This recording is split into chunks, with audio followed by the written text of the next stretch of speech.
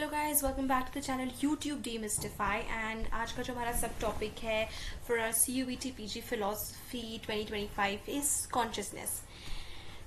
Now consciousness में हमारे पास दो ब्रॉड कॉन्सेप्ट्स है, थ्योरीज है। We have one of dualism and another of materialism. Dualism जो है वो ये मानता है कि जो हमारी कॉन्शियसनेस है, जो हमारी कॉन्शियस माइंड है, वो एक नॉन फिजिकल चीज़ है, वो मैटर से या किसी मटीरियल चीज़ से नहीं बनी है।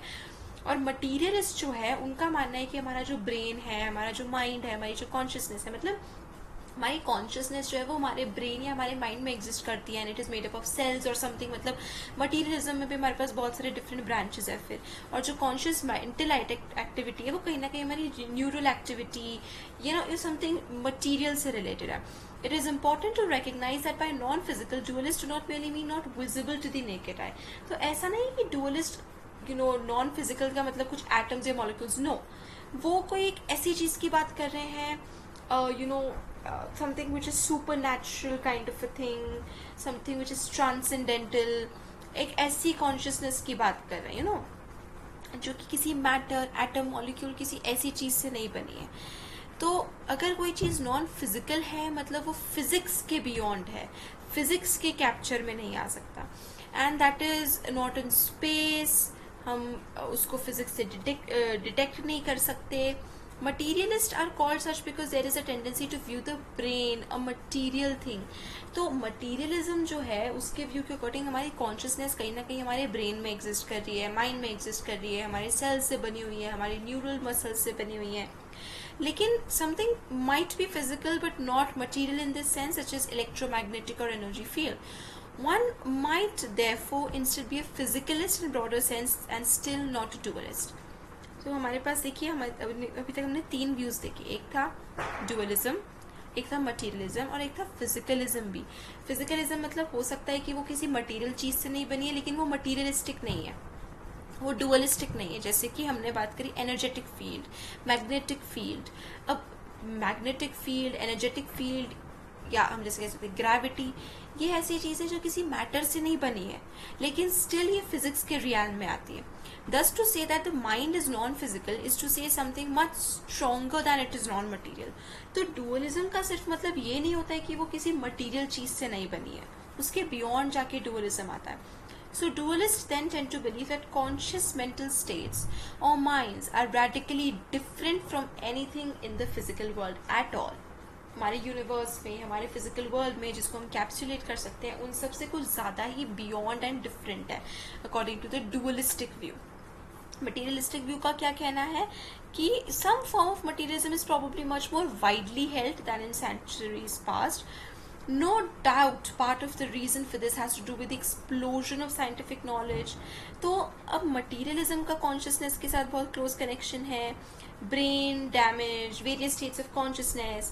तो अब brain death is now the main criterion for when someone dies. Stimulation to specific areas of the brain results in modality specific conscious experiences. अब देखिए, कॉन्शियसनेस को जब हम मटीरियलिज्म के साथ एसोसिएट करते हैं, मटीरियलिज्म पे भी हमारे पास बहुत डिफरेंट व्यूज हैं। हमारे पास न्यूरल कॉन्शियसनेस की थ्योरीज है, ब्रेन एक्टिविटी की थ्योरीज है। अब हमारे पास ऐसे कॉन्सेप्ट्स है जहाँ पर death is different than brain death. Brain death और डेथ में भी डिफरेंस है। हो सकता है कि कोई पर्सन है जैसे कि वो ब्रीथ करना छोड़ दे, उसका हार्ट काम नहीं कर रहा है, लेकिन फिर भी ब्रेन डेथ उसको नहीं माना जाएगा। तो इट्स लाइक बहुत सारे डिफरेंट कॉन्सेप्ट्स हैं। Indian materialism often seems to be a working assumption in neurophysiology. Imagine saying to a neuroscientist, you're not really studying the conscious mind itself when she's examining the workings of brain during an MRI. The idea is that science is showing us that conscious mental states such as visual perceptions are simply identical with certain neurochemical brain processes. हाँ, यहाँ पर हम लोग materialism को कहीं ना कहीं neuro physical के साथ ज़्यादा एसोसिएट कर रहे हैं, लेकिन इट्स नॉट ओनली दैट, उसके बियॉन्ड भी कुछ और कॉन्सेप्ट्स हमारे पास एग्जिस्ट करते हैं। Much like the science of chemistry taught us that water just is H2O. There are also theoretical factors on the side of materialism such as adherence to the so-called principle of simplicity. तो principle of simplicity मतलब कि जब हमारे पास दो चार theories हैं उनमें से हो सकता है कि बाकी थ्योरीज भी ट्रू हो, लेकिन हम क्या करते हैं, हम सिंपली ज़्यादा इजी वाली थ्योरी को अडॉप्ट कर ले कि जो थ्योरी हमारे लिए समझना इजी है, जिसे फॉलो करना इजी है, और जो इस फिनोमिना को एक्सप्लेन भी कर रही है, हम उसको अडॉप्ट कर लेंगे. तो then we should accept the one which posits fewer objects और फोर्सेस, जिसमें हमें ज़्यादा कम एक्सेप्शंस दिख रहे हैं, ज़्यादा कम ऑब्जेक्शन दिख रहा है.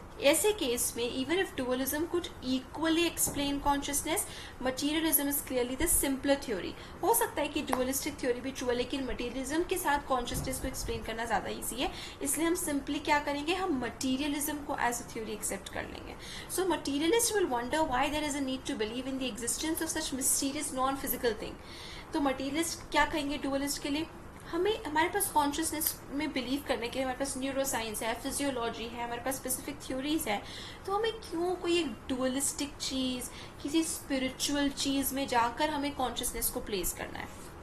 Moreover, in the aftermath of the Darwinian revolution, it would seem that materialism is an even stronger ground, provided that one accepts basic evolutionary theories and the notion that most animals are conscious.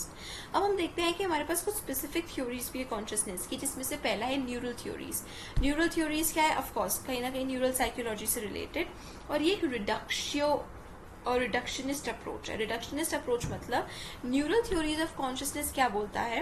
ना Francis Crick and Christof Koch की 1990 में जो neural theories है वो ज़्यादा widely accepted है, most popular theories है and best known एक तरह से.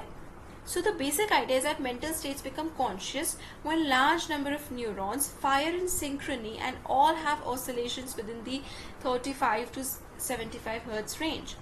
Of course ये जो लैंग्वेज है, this is a very technical language का यूज हो रहा है, बट द मीनिंग इज, ये थोड़ा सा साइकोलॉजिकल कॉन्सेप्ट भी है. The overall idea is to show that now how one more or more specific kinds of neurochemical activity can underlie and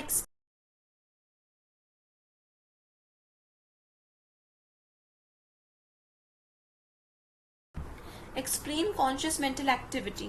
Even Crick and Koch have acknowledged that they at best provide a necessary condition for conscious, so whatever, but yeah, neuroconscious theory जो है वो ज़्यादा closely related है to psychology, and they explain in terms of course neuropsychology, neuroscience, neurophysiology and stuff.